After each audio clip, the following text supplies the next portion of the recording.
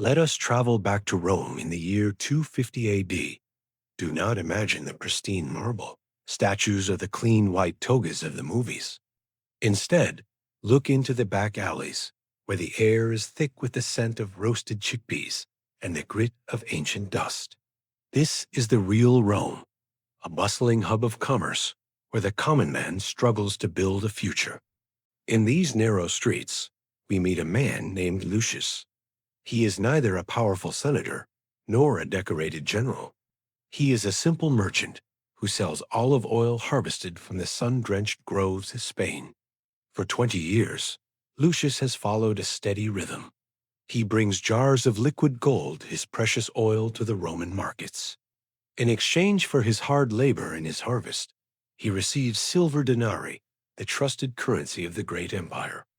One Tuesday afternoon, Lucius is sitting in his small, cramped counting house. He pours a heavy bag of coins onto his weathered wooden table. But today, something feels fundamentally wrong. The sound the coins make as they hit the wood is different.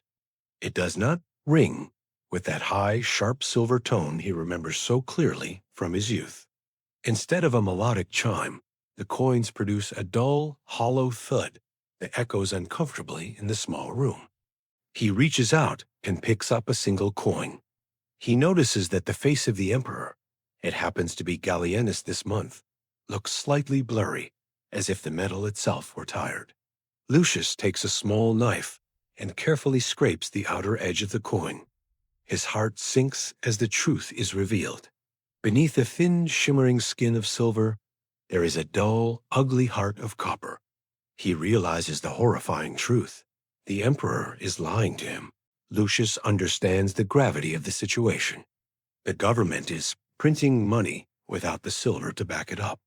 They are taking one pure silver coin, melting it down, mixing it with cheap copper, and producing 5 fake coins in its place. To the emperor, this looks like magic. He can pay his soldiers more. He can build more fountains. He can appease the masses. But the actual value of the money is being systematically destroyed.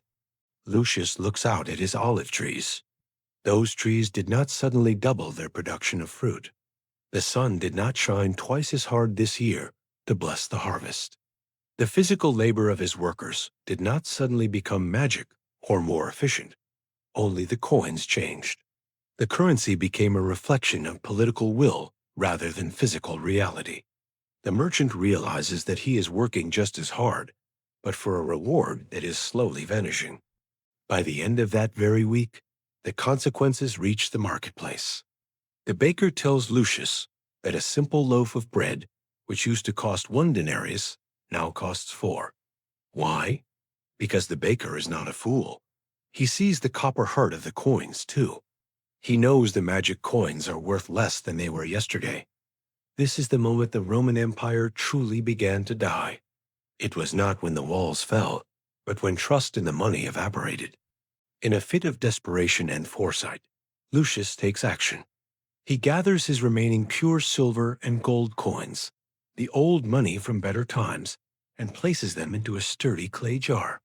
He walks out to his grove, digs a deep hole beneath the roots of his oldest, most resilient olive tree, and buries his wealth. He thinks to himself, if the empire is going to lie to me, I will trust the earth. He chooses physics over the emperor's failing promises, the digital ghost. Now, let's jump 2,000 years forward into the future. Meet Sarah, a resident of New York in the year 2026. Sarah is a talented software engineer living in Austin. She does not deal with olive oil or clay jars. She deals with complex code. She does not see physical coins. She sees numbers on a glowing screen. By every modern metric, she is successful. Her bank account shows a figure that would stun a Roman. Despite her apparent success, Sarah has a ghost in her house. Every time she visits the grocery store, she notices something unsettling.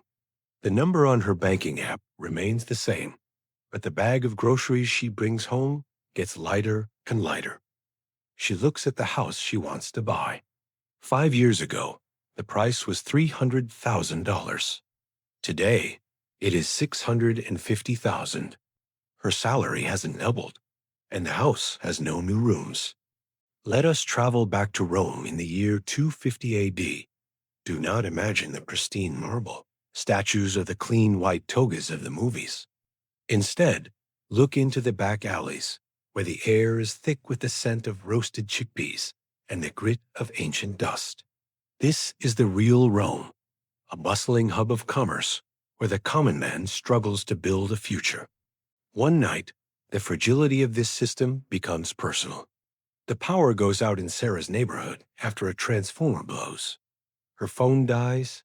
Her laptop remains dark. She walks to the local convenience store to buy some water and candles. She reaches for her phone to pay with a tap, but the terminal is dead. She tries her plastic card, but the network is down. For the first time, Sarah feels the weightlessness of her digital wealth. If the screen does not glow, does her money even exist? She looks at the clerk, and the clerk looks back at her. They are two humans standing in the dark, and all the digital ghosts in the world cannot buy a single bottle of water in that moment.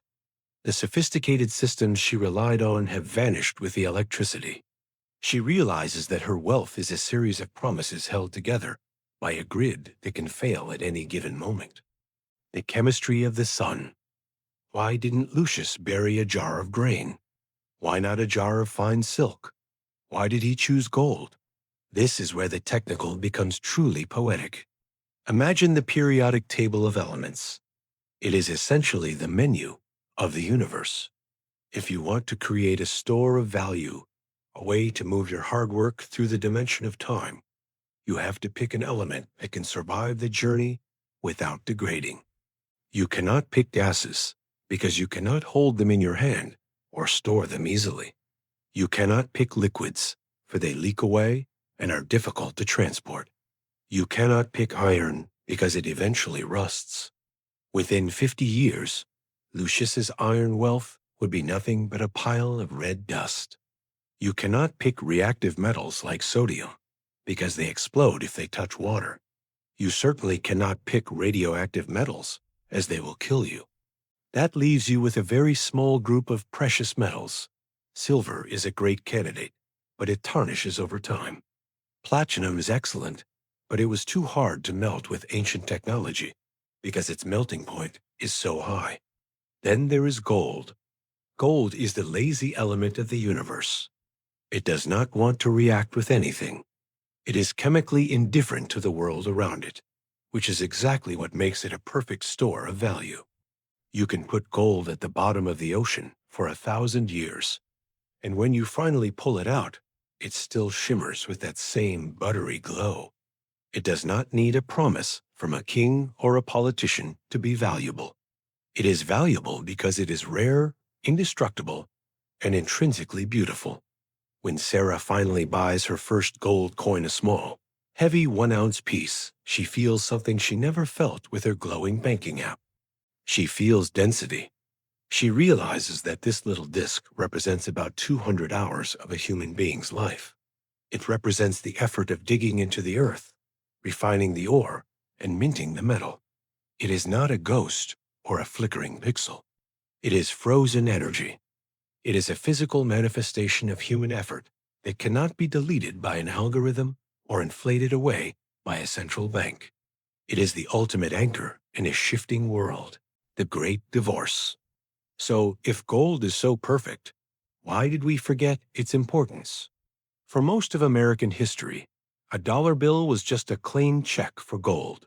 You could walk into a bank, hand them a $20 bill, and they were legally required to give you a gold coin in return. The money was anchored to the physical earth. It was a system based on the laws of physics and the scarcity of the natural world. But in 1971, something happened that the Romans would have recognized instantly. The U.S. government realized they had made far too many promises. They wanted to fund a massive war in Vietnam and a great society at home, but they simply did not have enough gold to pay for it all. Instead of cutting spending, they decided to change the rules of the game. They decided to break the link between the currency and the underlying metal. President Nixon went on television and temporarily told the world that the dollar was no longer linked to gold. This temporary measure became permanent, marking the Great Divorce. Suddenly, money was no longer based on physics. It was based on politics. From that day on, the clipping of the coins began in earnest. Because there was no gold anchor to stop them, the government could create as much money as they needed to solve problems. But here is the secret the Romans knew. You can create more money, but you cannot create more stuff. When you increase the number of dollars, but you do not increase the number of houses, cars, or loaves of bread, the price of everything must go up. This is what we call inflation, but that is a sterile, clinical word. The real word is debasement. It is the slow, invisible theft of Sarah's time and the value of Lucius's olive oil. The return of the anchor. We live in an era of extreme complexity. We have cryptocurrencies, NFT art, complex derivatives, and high-frequency trading bots. It is easy to feel like gold is a pet rock, a relic of a primitive, dusty past. But look at what the central banks are actually doing behind the scenes. The very people who tell you that the dollar is fine are currently buying more gold than they have in 50 years. China, Russia, India, and Poland are all filling their vaults with physical gold. Why? Because they know the same thing Lucius knew. They know that when the system of promises becomes too heavy and complex, it eventually collapses under its own weight. And when it does, you do not want to be holding a digital ghost. You want to be holding the one thing that does not require a password, a functioning power grid, or a politician's honesty. Consider the Roman test of wealth.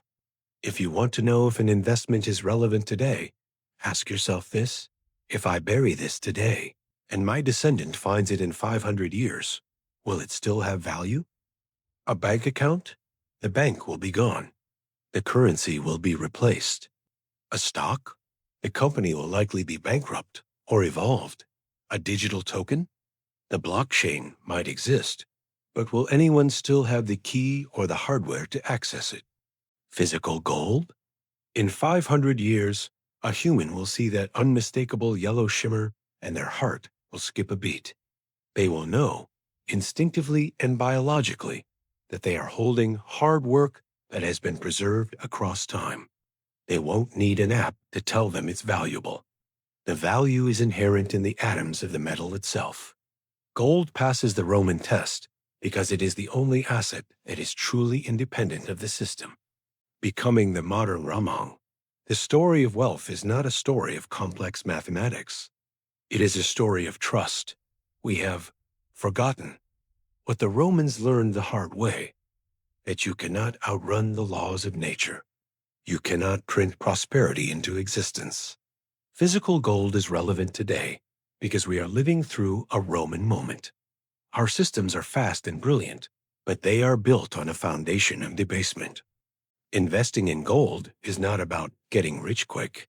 It is about not getting poor slowly. It is about the wisdom of Lucius under his olive tree. It is about the safety of Sarah in her dark apartment. It is about the realization that in a world of shifting sands and digital ghosts, there is still one thing that is real. The Romans did not have iPhones, but they knew what wealth was. They knew it was something you could hold in your hand. Wealth is something the emperor cannot wash with copper, and something that remains true long after the empire is nothing but dust and legend. Maybe it is time we remembered these ancient lessons. In our quest for digital convenience, we have sacrificed physical security. We have traded the permanent for the temporary, and the earth for the cloud. But the laws of economics are as unforgiving as the laws of gravity, and they always win. The psychology of the hoard. Why does Sarah feel a strange, primal satisfaction when she holds that gold coin? Why did Lucius feel a sense of peace once his jar was buried beneath the olive tree? To understand this, we have to talk about the tangibility bias. For nearly all of human history, wealth was something you could touch smell, or eat. It was a granary full of wheat, a herd of cattle, or a pile of essential tools. Our brains evolved in a world of physical reality, not digital abstraction. When you have something physical in your possession, your lizard brain, the amygdala, signals a sense of safety. It says, "We have resources. We will survive the winter." In the last 50 years, we have performed a massive psychological experiment on ourselves. We have moved our entire survival mechanism into the realm of the abstract, away from the physical. Today, your wealth is a series of flickering pixels on a smartphone screen. It is a promise made by a bank you've never visited, backed by a government that is $34 trillion in debt. This creates a state of subconscious financial anxiety.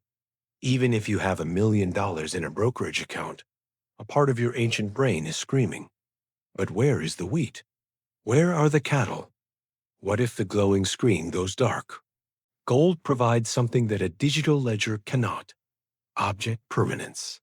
In child psychology, object permanence is the understanding that things continue to exist even when they are hidden. In the digital age, we have lost our financial object permanence. If the internet fails, or if your account is flagged by an uncaring algorithm, your wealth effectively ceases to exist. You are left with nothing but the air in your memories. Gold is the biological antidote to this modern anxiety. When you touch gold, your brain immediately recognizes its incredible density. Gold is nearly twice as dense as lead. That specific weight sends a powerful signal to our nervous system. It feels significant and real. It feels like condensed time held in the palm of your hand. This is the hoard instinct. It is not about greed. It is about the human need for a physical anchor. The Romans understood that a man with a hoard is a man who can sleep through a coup, a plague, or a collapse of the markets. He has removed his survival from the hands of the emperor and placed it back into the hands of nature. By holding physical assets, he reclaims his agency. He is no longer a subject waiting for a digital permission slip to survive. He is a guardian of his own energy, stored in a form that the world respects. The shiny object, myth. Critics often call gold a barbarous relic. They say we only value it because it is shiny and pretty, but they have the psychology completely backward. We do not value gold because it is shiny. We find it shiny because we value it on a deep evolutionary level. Scientists suggest that our attraction to the luster of gold is actually an ancient survival trait linked to the search for clean, fresh water. The shimmer of a gold nugget mimics the shimmer of a freshwater stream under the sun. Over millennia, our ancestors who were attracted to the shimmer were the ones who survived and passed on their genes. When the Romans used gold, they were not just using a metal. They were using a biological cheat code. They were using a substance that every human, regardless of language or culture, is pre-programmed to recognize as precious. This is why gold is the ultimate universal language. You can take a gold coin to a remote village in the Amazon, a high-tech skyscraper in Tokyo, or a dusty gas station in Nebraska. You do not need to explain the exchange rate. You do not need to show them a white paper on blockchain, technology, or banking regulations. You just show them the shimmer. The eyes know. The brain knows. The deal is done without a single word of explanation. The architecture of the true empire. So we come back to our central theme, what Romans knew about wealth that we forgot. They knew that an empire is a fragile, temporary thing. They knew that laws are just words on parchment, and that money is just a story we tell each other to stay organized. But they also knew that stories can end abruptly. The Romans who survived the crisis of the 3rd century were the ones with reality. They were the ones who owned the underlying reality. They owned the fertile land, they owned the essential grain, and they owned the gold. In America today, we have become a nation of storytellers. We trade in derivatives of derivatives. We invest in companies that have never made a single penny of profit. We save in a currency that is intentionally designed to lose value by at least 2% every single year. At the very best, we have become so clever that we've outsmarted our own common sense. We've forgotten the law of the olive tree. If you want to protect your family across generations, you cannot rely on the magic of the emperor. You must have something that exists outside of the emperor's reach and influence. You must have a hoard, not out of fear or paranoia, but out of a deep and abiding respect for the cycles of human history and empire. The Great Reveal. We've spent this journey looking at the difference between the old world and the new world. We've looked at Lucius and his clay jar, and Sarah and her digital ghosts. You might think the lesson is to simply go out and buy as much gold as you can carry. But there is a final, haunting realization that the Romans left for us, a secret carved into the very ruins they left behind for us to find today. Think about Lucius one last time. He buried his gold to save it from the emperor's greed. He eventually died, the empire fell, the olive tree withered, and the jar remained hidden in the earth. 1,000 years later, a simple farmer was plowing that same field. His blade hit something hard and metallic. He dug it up and found Lucius's jar. He opened it, saw the gold, and suddenly he was the richest man in his small village. The gold worked. It traveled through time perfectly, without losing a single atom of its value. It bypassed the collapse of Rome, the Dark Ages, and the rise of entirely new kingdoms. It was a perfect time machine for wealth. But here is the surprise. While the gold survived, Lucius did not.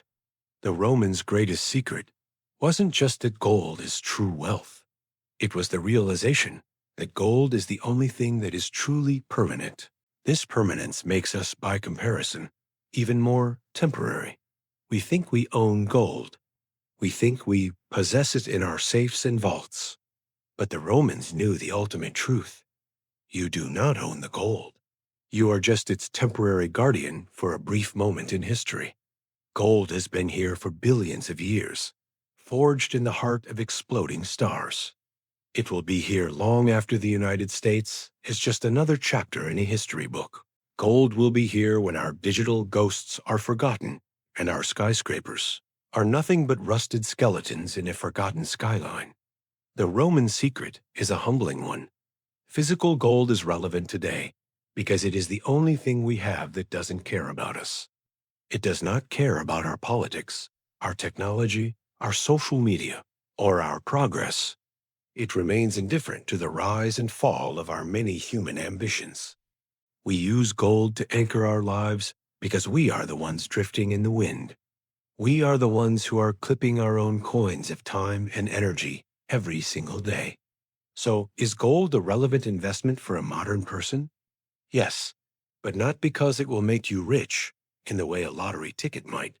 It is relevant because it is the only thing in your pocket that knows the future. It has seen this story play out many times before. Gold is the only thing you own that has already seen the end of the story, and it isn't afraid of what comes next. When you hold a gold coin, you aren't just holding money. You are holding a piece of a star that will outlive every empire you will ever know. You are holding a physical link to every generation that came before you and every generation that will follow.